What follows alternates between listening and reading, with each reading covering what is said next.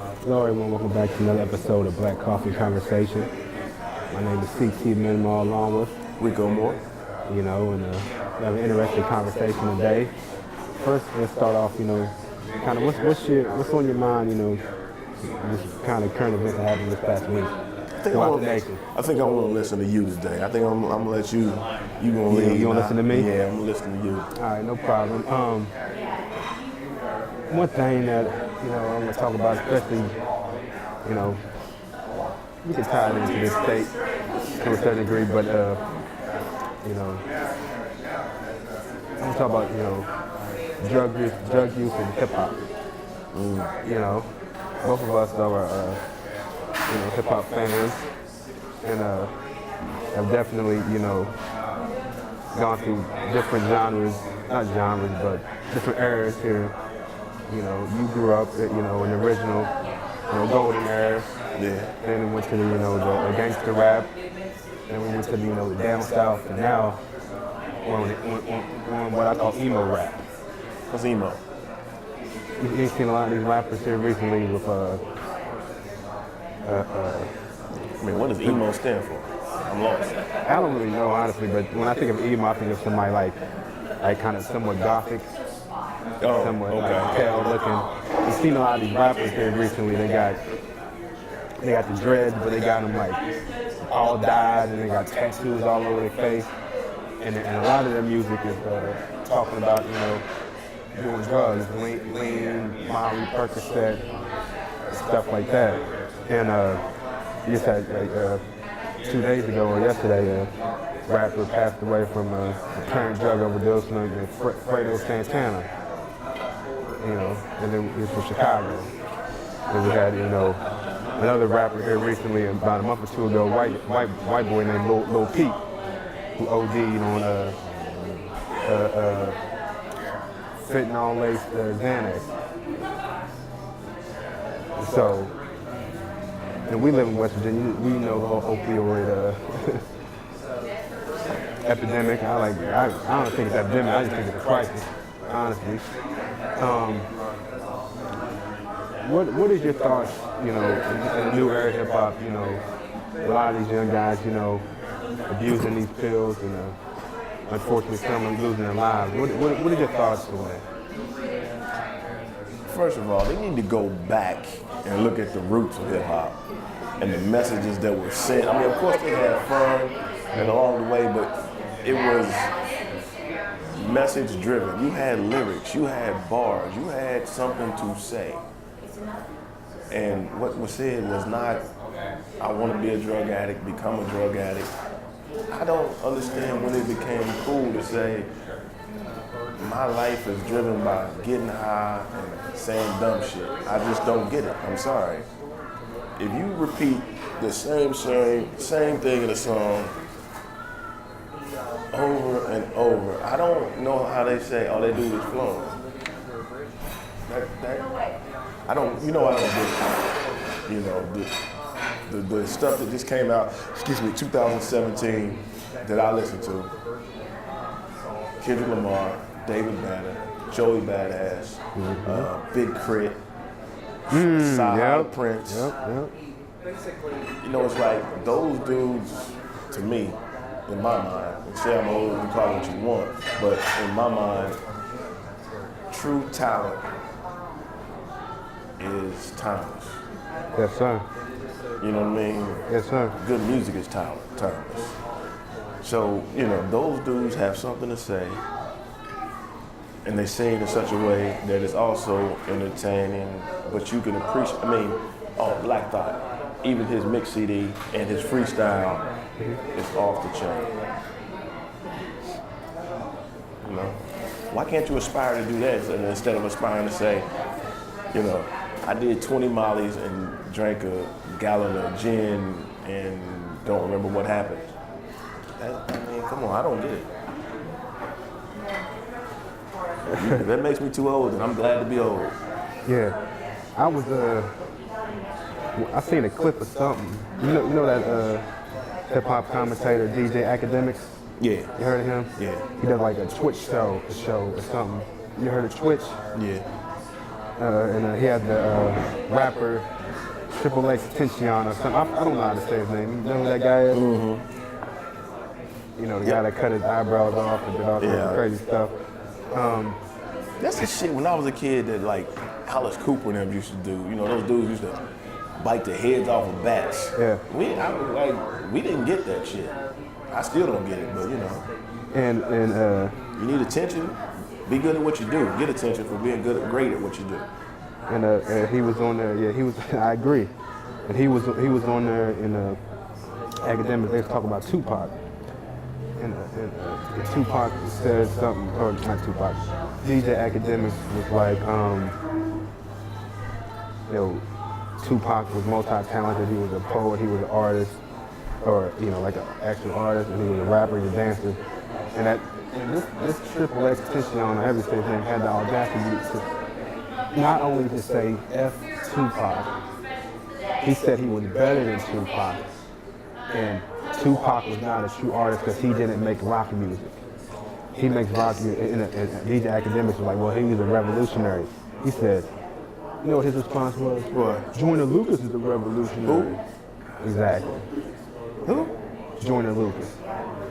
I said, hey, I'm like, the lack of respect, you know, some of these younger guys in hip hop have for the pioneers. The lack of respect they have for the genre itself. itself. The genre, exactly. The lack of respect they have for themselves is ridiculous.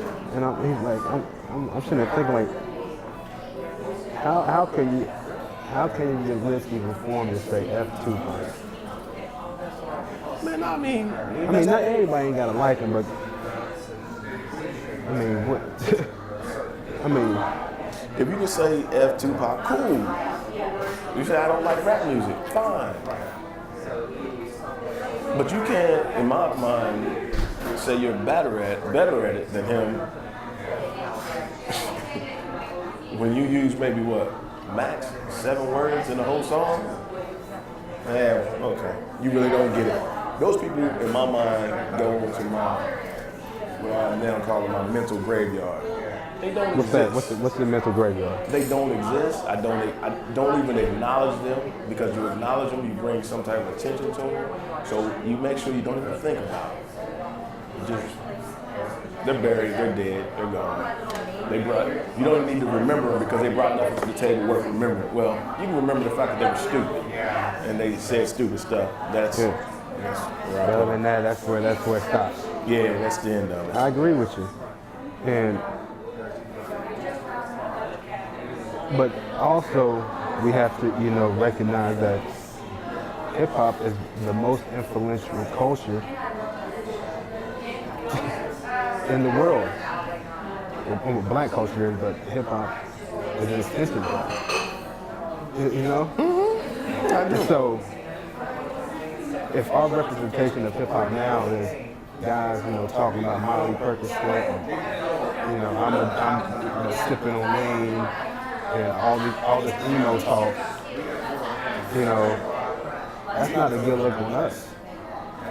And that's what, you know, you mentioned guys like Kendrick Lamar, he gets radio play, but J. Cole really don't get much radio play. I forgot him, he's great too. You know, Big Crit don't get radio play. Dave Banner definitely doesn't get radio play. Black Thought, Joey Badass. We don't need the radio anymore. We don't need it as long as you got the internet and these people figure out, you know, this is our mode of communication, you know. These, and you got enough sense to ignore. I mean, plus it doesn't really matter because nobody really buys CDs anymore, do they? Downloads. Those guys that we mentioned, I buy their CDs. Me too. And I make sure not to bootleg any of that stuff. Yeah. Because they are worthy of the money that I give them to listen to their music. Yeah. Beyond worthy. Yeah. And, you know, I mean, it was always people talking about selling drugs because, you know, it's always going to be, when you from our neighborhoods, you're going to hustle one way or another. I don't care if you're selling cookies, cigarettes, Lucy's on the corner, drugs, whatever. part of life. We understand that. But don't glorify the being a drug addict. Yeah, and my thing is, you know, when did doing drugs start being cool? Yeah, I have no idea. You know, like in hip hop, doing drugs. I mean, if you was a drug addict, I mean, you a customer. You a clown. You a customer. Yeah, exactly. You a customer. Like you a clown doing. You know, when I was reading something, I forgot who said it. I think it was Lil Yachty or one of those guys. Who was saying, well, what's the difference between y'all promoting selling it, we're promoting using it. I said, well, they're both destructive, but the thing is that just because one thing you think was bad, does that mean you have to? Let me just go ahead and keep, promoting bad behavior. I'm not saying I'm not gonna justify it, but I'll say, even when they were talking about selling it, they were talking about trying to go forward, trying to come up. How are you trying to come up or go forward by talking about getting high? You're not. Yeah. And I mean, shoot, while you're on the narcotic, you're going backwards. So you're definitely not going forward. Pretty much. And we all have had let me just say, it'll be hard to find a family anywhere, within the United States that has, not been affected by drugs one way or another. Either, they have family members who are addicts or users. You have some people, doing time for, 3 rocks of crack, I've got both. But now in 2018 in the state we live in, West Virginia, the drug of choice is the opioids, pills, heroin, and it's killing folks out here.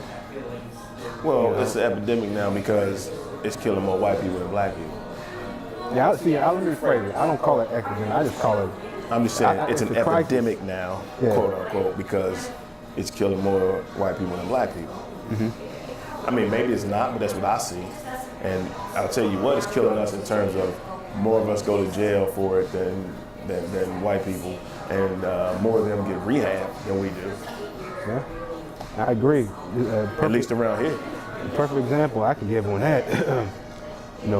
Almost a year ago, last February, I had somebody, break into our office building in downtown Charleston.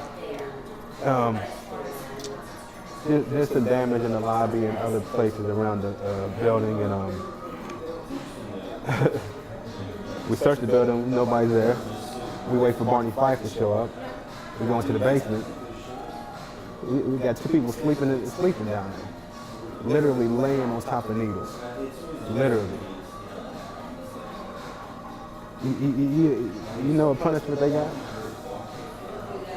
Rehab. Get in. Rehab. So, all right, that's for the drug use. Okay, I'm cool with that, for drug use. But what about this destruction of property and breaking and entering? Oh, they don't have no solution for that. It's one thing, to be, be on something that impacts you, but you impacting other people's lives. That's where you cross the line with me. I mean, that stuff's going to impact other people's lives regardless of how it's done. But my issue is, when you get into the courthouse and it impacts our lives a lot different than as a drug addict than it would a white person's life as a drug addict, and they don't take into consideration that the fact that you send this guy to jail, it impacts his family as well.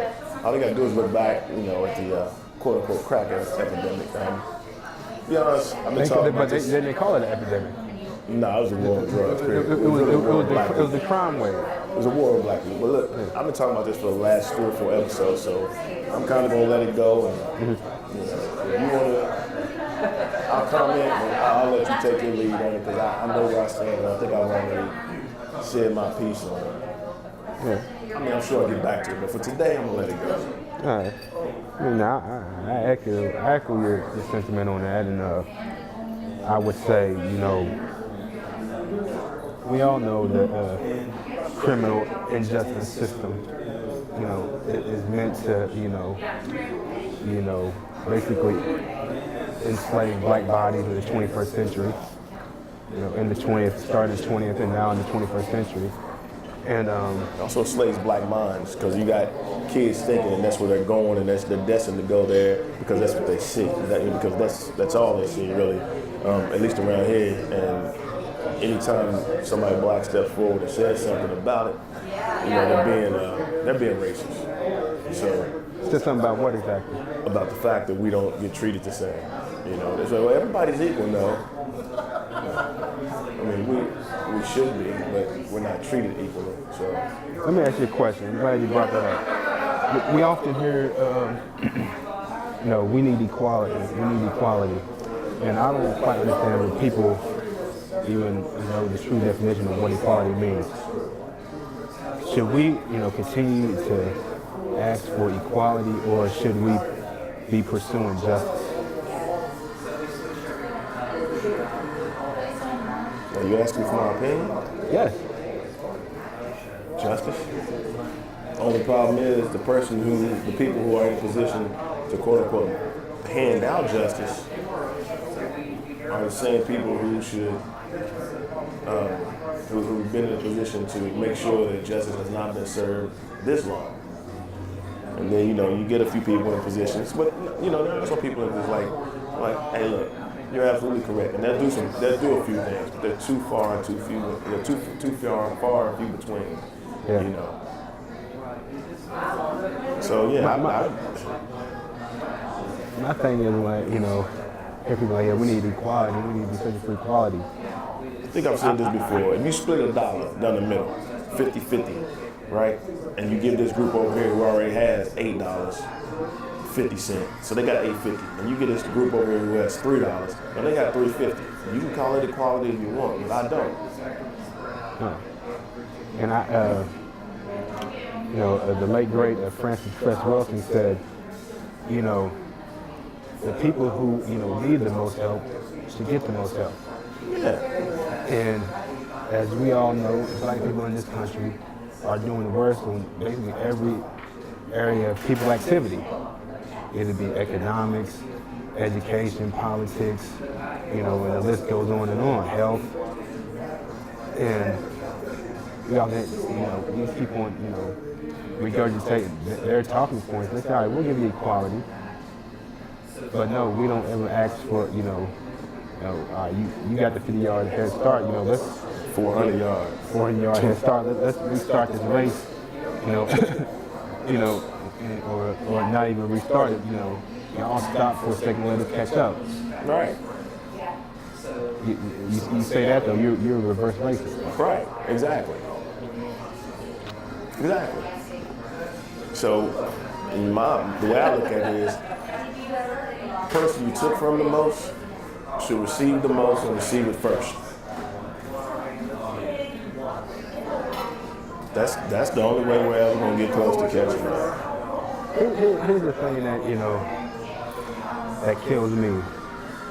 As African American descendants of slaves, who literally built this country, who at one point in time, black bodies were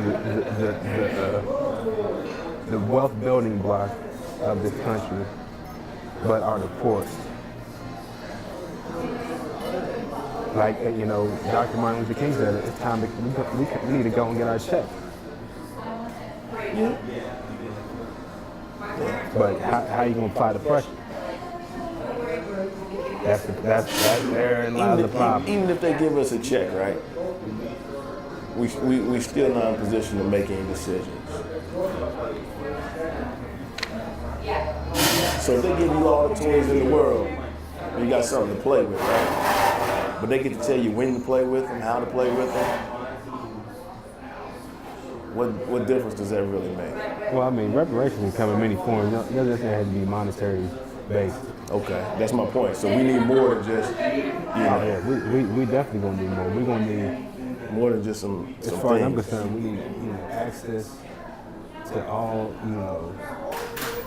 areas of sustainability. So we're going to need access to our own schools. We're going to need access, not necessarily our own schools, but adequate schools, access to, exceptional health care, access to good quality food, Right. staples of life. Because like you said, they give everybody, let's say they give everybody, a $250,000 check. So everybody access. I think we need need to produce. I'm not saying access, I mean we need the control of those infrastructures. Right. That's what I meant to say. Not access, control of those infrastructures. Control of the production of those things. Yeah. Yeah. And we don't have that currently. Well, I agree, 150,000%. Yeah, I mean, we don't have that at all. So,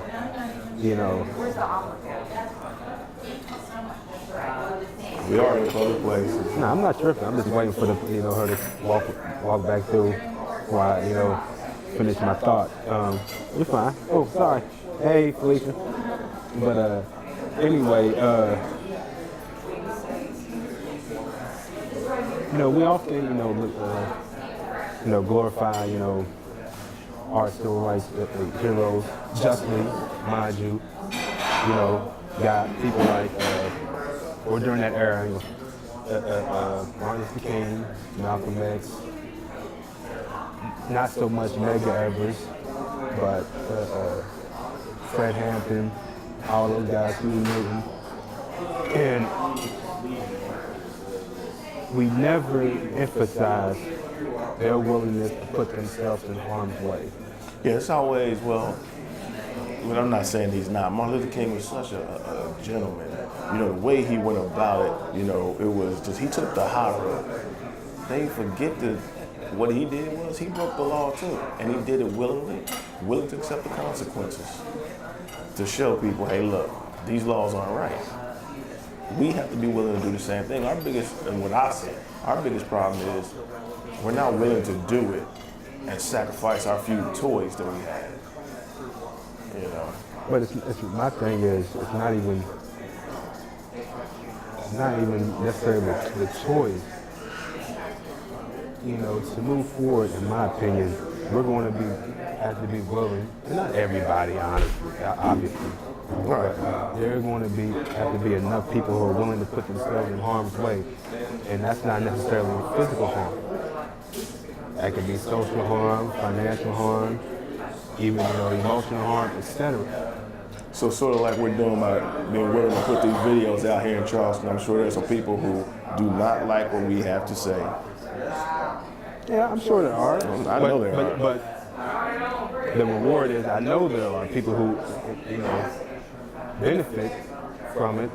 Even yesterday, I ran into somebody. Yeah, you look familiar. Mm-hmm. I thought, really? I said, yeah, you do that show with Rico, don't you? I said, yeah. He said, okay. Mm-hmm. So the message is getting out there. Building the following, slowly, but doing it organically is the key. And building it, like you said, organically and honestly, and hopefully, in my mind, the younger kids start to listen. And maybe even if they don't understand what we're talking about, they'll start asking. And once they become curious, and the more they ask and seek honest answers, the more likely they are to evolve and take a look at what's being done to them, what has been done to them, what the stuff that's not taught in school, and look for answers, themselves, and try to fix stuff. Because I think that's the key to it all, is the younger people. Oh, most definitely. I mean, the key to it all is the youth. Because it's all marketing. It's all the way that they make these people think. Let's be really honest here. All the movements, we all, again, last Monday was Martin Luther King Day, and they like to whitewash his history. But King and Malcolm X and all those guys, they were young. You know what my favorite hero is? Who's that? Jonathan Jackson. Yeah. Okay. Yeah. That's my For personal. the Panthers. Yeah, I guess. Yeah, Jonathan Jackson. Or was he with the Panthers or not? I think he was, but it was more. His brother was incarcerated, and they started the Black Gorilla family. You know? Okay, yeah. You know, he went into the courthouse with a shotgun and taped it to the judge's head. Yeah. So I mean, he got killed, but this dude was 17, by the way. He was the original man-child. I mean, that. And I brought that up because, you know, again, you know, Malcolm, Martin, you know, Huey, you know, what's my man's name? Bobby Seale, Fred Hampton. These guys were young guys. But in 2018, I think, you know, it's not like we rely on it, but the quote-unquote leaders that are pushed towards us are all people who are in the like, 70s and 80s. They've all been Not sanitized. sanitized. I mean, I can say sanitized, but they're all older. And I think that's done intentionally because these individuals they might have the passion for it, but they don't really have the energy for it. Well, I think they're all sanitized. The ones that get pushed forward, in my opinion. In my opinion. You know, and part of that is like you were talking about earlier about the music and the Xannies and all this. That's what's being pushed. So what kind of thinking do you really want? I mean, what do you really think is going to come out of pushing that thought pattern on the younger kids? That plus what you see is black people going to jail on TV. That plus what you're taught in school is just to regurgitate and not to think. Yeah. Go back to PE. Go back to Ice Cube. I don't know, you remember this dude, Paris. He was out of the Bay Area. I mean, he made a song called Bush Killer about killing the president. Okay, yeah. I mean, go back to what these dudes were saying. The next thing you know, they were off the radio and they start pushing, nah. Which sounded good, it was fun, but what did it really say? Here's my thing with, you know, I guess going back to, you know, the hip hop topic. Sometimes it's good to, you know, have a little escape music. Yeah. That's what I call escape music. Yeah. But I find myself listening to more, you know, quote unquote conscious hip hop. Again, going back to, you know, artists like, you know, J. Cole, Kendrick, and, you know, Big Crit, you know, Joey Badass, who I don't think gets enough credit. Yeah. And I don't think he gets to just do it all. I don't know what the reason is behind that, but you know, sometimes when I get in the car, I'll go back and listen to an old Cameron CD or something like that. You know, but I feel like. But even they didn't talk about becoming dope fiends. You know, and I would say, you know, we have to be more, you know, cognizant of what we allow to, you know, consume. You know, because if you're constantly consuming, you know, Molly Percocet, Molly, you know, even if you're not even partaking in that, you know, in those substances, it puts you in a mind state, though, puts you in a trance. I mean, that's part of it, I think, between that and what they see on TV, what they're taught in school. You know, if you're a slave to mind, you don't have to enslave the body. Mm-hmm. Yeah. They do it for you. Yeah. The reason. Yeah. But, you know, as somebody, you know, we've had this conversation, you know, you know, I grew up in, you know, in a family that, you know, really, you know, cherishes music, all different genres. You know, my mom has all type of instruments, almost every instrument besides the drums. And when it comes to hip hop, you know, I take it, you know, I don't want to say personally, but it's something that I truly, you know, enjoy and value. And to see it bastardized is not only a disrespect to the to the guys who paved the way for these these guys to disrespect them, but it's also a disrespect to the listeners because you're not even valuing their intellect or their capacity to think critically. When they start throwing money at dudes who talk stupid, then more people are gonna talk stupid because they want the money, and that's just what I see. That's what happened. We've got to go back to instilling in people, and our kids in particular, a sense of self-worth and value. Like you said, you came from a family, played instruments. I came from a family that a few drug addicts, quite a few, hustlers, a neighborhood full of them. And then, people in my neighborhood play sports. So that's what I saw. Other than, I was lucky enough to have a mother who was super intelligent and always pushed us. We played sports, but I had to do homework. So it wasn't just doing homework, like regurgitating. She made me think. Like we would take vacations or whatever. We'd go to Cleveland. We didn't have money. She'd rent a hotel room. We'd stay in a hotel for the weekend, just swim and read books. So it was in her mindset that, okay, if you go to jail, you do whatever you do, it won't be because you didn't know it. So maybe I can't give you this and this and this, but I can at least say, okay, well, look, check this out. Okay, you read this, think about what it really means. Dig. So, we've got to get to the point where we make these kids start give them an opportunity to pay attention. And, there's always going to be somebody that does something. That's life. I've done stuff. So, but you got to understand when you make that decision, there's consequences with it, and we can't let them make decisions based upon being pushed there by societal, society tells them that they're only capable of doing. Yeah. I mean, I agree. Like I've Part said, of that stupid ass music that you were just talking about. People repeating, statements I always make. It's about controlling the narrative. We have to start, dominating, controlling our own narrative. But I want to go back to what you said, previously. The people, if there's money to be made in hip-hop music, more people will be promoting that. But it goes back to what you always say, just because you got the money, you ain't got the power. Right.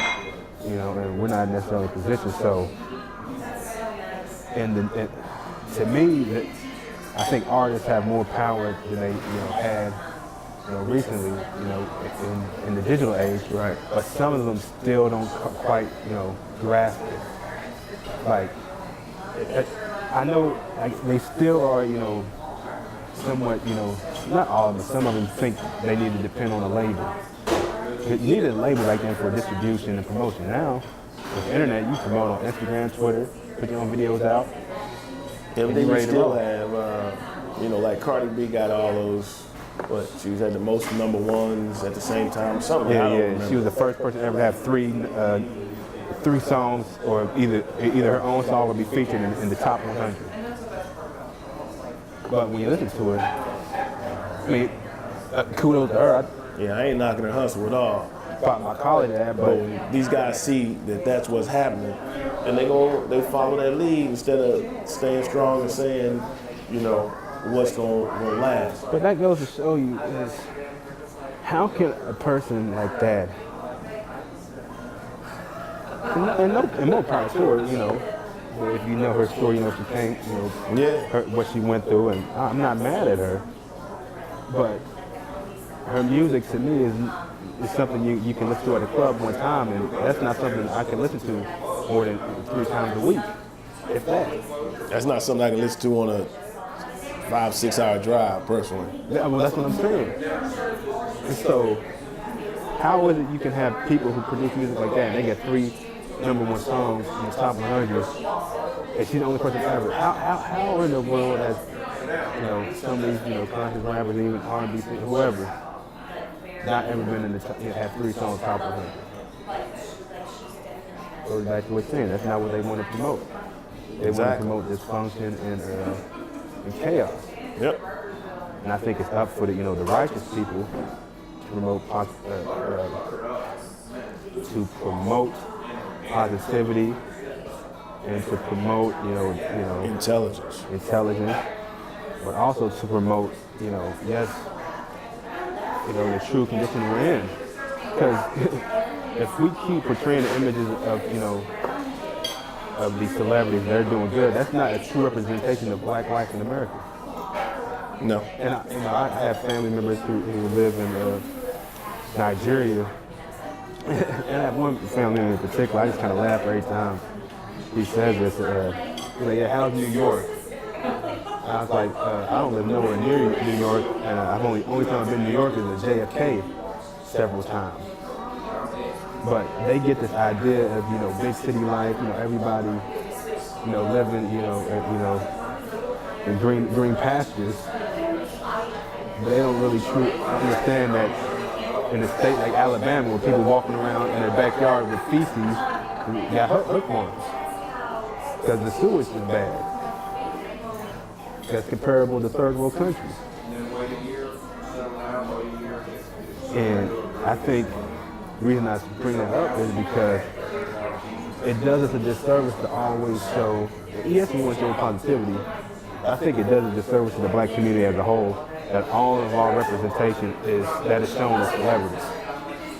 Does this service that more of us don't even know about that situation that you just spoke about, and more of us don't speak out about it. That as well. Just like they say, Jay-Z had that song, Family Feud. He's like, what's better than one black billionaire too? No, I don't agree with that. Even though I like his album. What's better than one billionaire is a true black middle class, which we don't have. It's because if Sean Combs and Sean Carter, they're the 2 black billionaires, but the rest of the black population net worth is $0, well then that's not progress. I agree with you. And actually, to a certain extent, they could be doing a disservice to us. Even though they may have good intentions and contribute. Not saying they're doing it intentionally, but if there's examples of black life in America, then shoot, that's not good. See, I don't have an issue with that because I like the fact that he uses his position to say something that is meaningful to No, me. that's not what I was saying. If he's saying something meaningful, yes, but it doesn't give a true representation, of black life. And if that's all that is being, shown, Oh yeah, that's all that's being shown. I understand. Yeah. that is people say that's why out there say, why y'all black people, always complaining? You got these black millionaires. You had Barack Obama. First of all, Barack Obama was not an African American descendant of slaves. So was he truly the first black president? Man of color. Just because his skin looked like he was not an African American descendant of slaves. His grandma gave him $100,000 when he graduated from Harvard. Oh yeah. How many black people say their grandma gave him $100,000? Jeez. One. I mean, I don't know, man. And that's the thing, And not to say that was a good or bad thing to have him as a presidency, but we have to be, be realistic.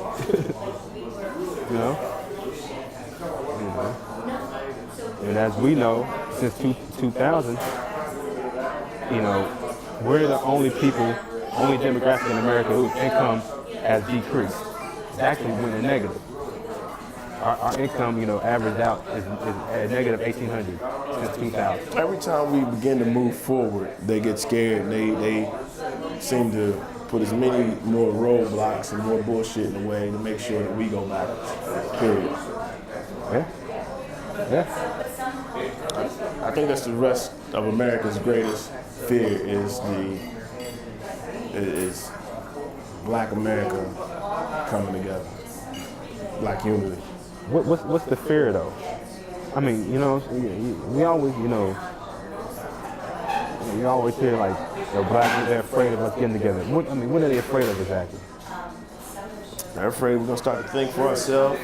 They're afraid that a lot of what they take from us will no longer be able to be taken, from ideas to inspiration. You know, the fact that you can't continue to blame societal issues on us. They're scared.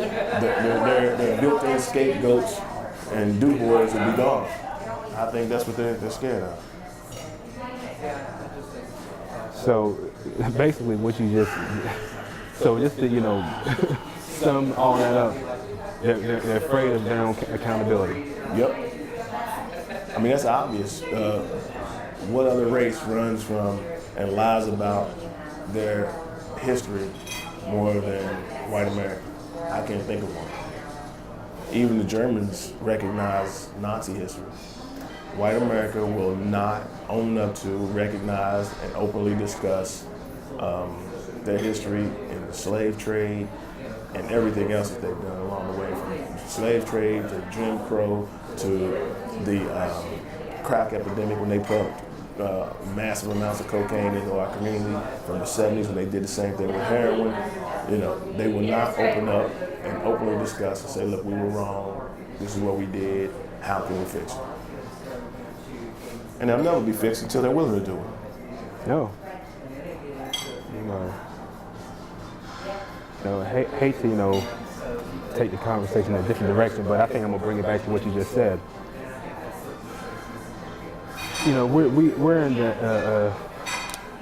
the war on terror, campaign here in America the last, 15 years now, 16, 17 years, since 9/11. A war that's never going to end. But again, going back to saying, a country or people who always lie on the history. How can a country claim to be trying to fight a war on terror? It has tried to convince the people or the citizens of the country that they can win this quote-unquote fake war on terror, but has never defeated the original terrorists in this country, who are the white supremacists. First, you have to acknowledge them to defeat them. They don't even acknowledge. Shoot, they allow, the KKK to hold rallies. Is that not a terrorist group? I mean, I see the argument of free speech, so I understand that. Let me ask you a question. Hypothetically speaking, let's just say,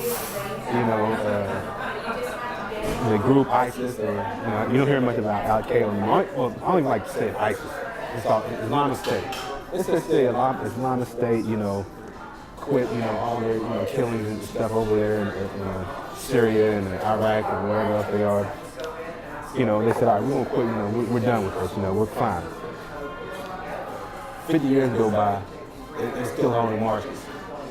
Mm-hmm. You think, United States will allow that to happen? They're not going to stop until every single person who they label to be a part of that group is dead. Well, this is what I know, from what I understand. I've never been over there, never participated in any of it. But it seems to me, every time somebody comes to power over there, most of them have been, when I say over there, Middle East, or even a lot of African countries where they have quote-unquote terrorist activities, most of them were initially backed by the United States. Yeah. Now, once they get in a position where their position is either contrary to the United States, or they just openly defy the United States way of thinking, then all of a sudden they're terrorists. So, it goes back to that book. I know you read it, Confessions of an Economic Hitman. Yeah, exactly. I wasn't thinking about that, but yeah, it applies. If you're not going along with what they agree with, you're the president of whatever country in South America, Central America, is playing influence inside of a mountain. then the woman stall around on them. The chaos ensues. That's pretty much the way it works. You know, we put all the powder and stuff into the black community, create crack, and then we arrest them all. Yeah. Now we got all these, we got a so-called opioid epidemic. We got all these people coming in from out of state in West Virginia selling pills that I guess they grew in their backyard. Yeah. Arrest them all. Put them in jail. We need more police. We need more jails. I mean, seems to be same situation, same plan. Just a different year. I say this, and we got the mayoral election coming up in 2018. And I've been to some of these meetings, police, meetings, and this, that, and other type of meetings. And if I hear another person, this is in regards to Charleston, talking about, we need more police on the, on the west side, you're an enemy to me going forward. Because when I hear, we need more police, that translates to me as, let's lock up all the black people. Let's be very honest. Even though we live in a city or state at least, the black population is 3%. Black population in Charleston is about 50%. Right. But most of us live on the west side. Going back to again what you're saying, they lock up the black folks, they give the white people rehab. Yeah. 2 weeks ago, I saw, a white guy, a block from my house on the west side, just OD right in the middle of the street. And I mean, it's a sad thing to witness, honestly. It's not something I'm not trying to say that, to sound, mean spirited to that individual. But, you had that, politician from, what state was that? I think it was Nebraska or somewhere out there in the Midwest. I don't know, talking about black people don't know how to handle their weed, so that's why it needs to be illegal. Yeah, I haven't read it. You told me about that one. I'm like, well, white people don't know how to handle their heroin. They need to get that shit together. You're going to use it and learn how to handle that shit. Yeah. If you can't handle your heroin, we need to start locking you up. Because here's the difference, again, going back to the fact where, here's the difference. They leave behind, artifacts or whatever you want to call it, paraphernalia that can directly harm me or anybody else. Do whatever you want to do. But, ooh, careful, little man. But these people are so, I don't want to even call it selfish, but having a lack of respect for everybody else. They'll drop the needle right in the middle of the street, right near a playground. But we cross the street, these people with kid gloves. But they have a disregard for human life. Not only their own, but others. I mean, but we cross the street them with kid gloves. I mean, I feel you. I understand it. My issue is we don't grow, make, or build the pills. We didn't. They do. They made and built the opioid epidemic. But they are not going to pay the price and go fill up the prison cells. We are. And they're going to make sure we do. And that's what I've said. Yeah. I think drug addicts need help, yeah. But I also think that by allowing the pill mills, the pharmaceutical companies to create these zombies, don't push the blame over here on us and find a way to lock all of us up, because we didn't create these zombies. We didn't create the economic positions that put us in the economic conditions that put us in positions where, if given an opportunity, we're going to try to make some money off of it. They made all the money off of it by producing the pills and creating the zombie epidemic. Now, we're going to fill the hole in the positions that, are the population of the prison population. We're going to fill that hole, which means they're going to make more money off us in jail and privatize prisons. So stop using us is my issue.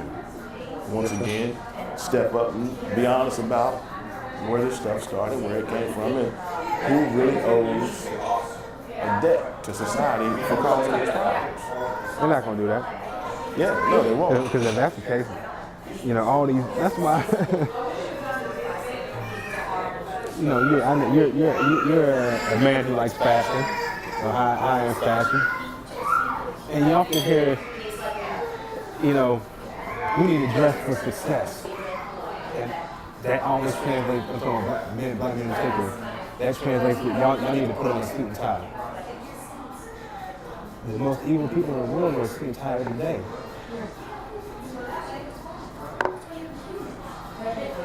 Clothes don't make the man makes clothes. Exactly.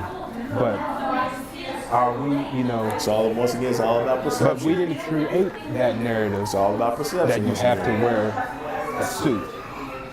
Here's my thing. I was at a meeting back in May of 2017, and it was a very interesting meeting. They're talking about, you know, police interaction with black males in here in Charleston. I kept hearing this from black people, which is very alarming to me. Like, we need to pull up our pants. We need to pull up our pants. You know, stop giving them a reason to profile us. You go back and look at some of those photos, which is, I mean, it's very hard to look at, but black men were getting lynched in suits. Yeah, Martin Luther King generally marched in one, so. Yeah. Got shot in one. So did. So throwing on a suit is not going to change your condition. But I do believe, you know, if you have on good clothes, it does boost your self-esteem. I do agree with that. But I can also garner an attention that you may or might not want. I have noticed though, I don't generally wear suits. I generally wear kind of, you know, polos, or I wear dress suits, but I don't wear ties. When I do throw on a suit, I notice I get more hellos or how you doing, good day from the, you know, the white businessman or whoever when I'm like walking downtown during lunch or something like that. It's a very interesting thing to witness. How you doing today, sir? Yeah, okay. But when I'm wearing, you know, my hoodie with, I got my dress shirt on, I'm wearing my scarf and dress, they won't look at me. It's a very interesting thing. I just kind of laugh. It doesn't bother me one way or another. How about this? But it's just kind of funny. If I'm going to the courthouse and got on suit and tie, they know who I am. When they see me dressed like this, they have to look 3 times before they realize my name. Hey. Oh, yeah. Hey, that's it. Just think about it. That's a funny... I just laugh every time it happens. I'm just like, man, motherfucker, this last week you didn't even look my way. Which it doesn't, I'm not, you know, I don't... It does not, you know, boost my, you know, self-esteem to get any acknowledgement from them. I just want to throw that little nugget in. It was just funny to me. It's not when I don't wear, you know, I don't wear suits so they don't talk to me, which works for me. Honestly, I don't really got nothing to say to you. All right. Outside of the people, I know a couple people. I mean, I'm listening to you, but I've been over here perusing the internet I know, at the same time. Let's kind of end this conversation. It's my day. What's your final thought? I really don't have one. Today I'm trying to relax a bit. Yeah. And, you know, so I don't. Yeah, my final thought is, you know, just going back to, you know, the statement I made earlier. If you truly, you know, are interested in black liberation, and truly interested in, you know, replacing the system of white supremacy with a system of justice, you're going to have to be willing to put yourself in harm's way. And you need to make a real assessment of where you are in life. And if you're not really truly, you know, interested in, you know, to, you know, put yourself in harm's way, then there's no half in, half out. All in, no more fencing. Man, if you're not gonna do it, if you're not gonna be in all in, don't say anything negative about it. Just get out of the way. And it's more dangerous to be half in. Like they always say in football. It's more dangerous to go half speed. It is. Get your damn Keep your ass on the sideline or go all out. Exactly. All right, peace. See y'all next week. I'm out.